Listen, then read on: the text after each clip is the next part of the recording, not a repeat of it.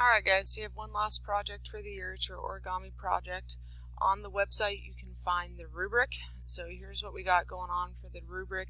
There is a video on here of an example of Mr. Torres or Mrs. Cheritat, depending on your teacher, making an origami and explaining how to do the project. So if you need to watch that, feel free. Down here is the rubric. So if you make an origami that only has 6 folds, that will give you 1 point. But then you can still earn the 6 points for using correct vocabulary and 3 points for being clear. So that would give you 10 out of 12 if you did a simple origami but had really good vocab and really paid attention to clear details. If you did an origami that had 7 to 9 folds, but maybe your geometric vocab wasn't very good, that would give you 2 for 7 to 9 folds, 4 points for being precise, and then maybe 2 points for being unclear a little bit as you were following along. So you got to kind of piece together the points that you want to get, and that will help you. Some examples of some vocab that you can use are right here, saying things like acute, angle bisector, and I'll show you how all of these can be used. Well, some of these can be used here in a minute.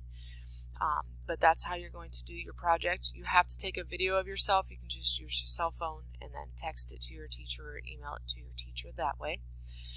So to start out, you're going to need origami paper. To get origami paper, you can get either a regular piece of paper or a printer piece of paper, but it has to be square. So you're going to fold the paper like it shows here in this picture, and then this rectangle down here at the bottom, just chop that off. You're not going to need that piece. Okay? So again, either a printer paper, regular piece of paper, fold it just like it shows here, cut off that rectangle, then you'll have a perfect square. Here's an example of an origami that you could possibly do. This one is pretty simple. It only has, here's 1 fold, 2 folds. This here for the ears is 3, 4 folds. Then the mouth would be 5 folds.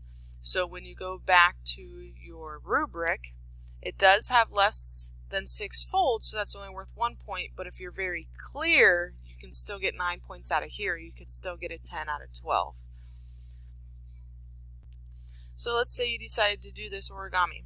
When you did this first fold here, instead of saying fold the paper in half, you could say something like take the square, vocab word, the word square, and make an angle bisector. Because this angle here is 90 degrees, and when you fold it in half, you're cutting it directly in half, which is an angle bisector. Then when you do this fold, you could say take the triangle and fold it at the perpendicular bisector, because right here is where it meets at the middle. It's perpendicular, so that is called the perpendicular bisector.